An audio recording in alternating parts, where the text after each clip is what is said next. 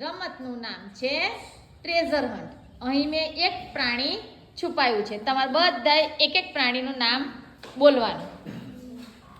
Giraffe, giraffe, ભાલુ, રીંછ, રીંછ, સસલું, સસલું, વાંદરો, ભાલુ, સસલું નહીં, બીજું કઈ બોલો? બિલાડી. પછી અહીં આગળ આવીને જોવાનું કોણ જીતે તે ખબર પડે. એક જ વખત એક નામ. હરણ. Very good. જો શેર,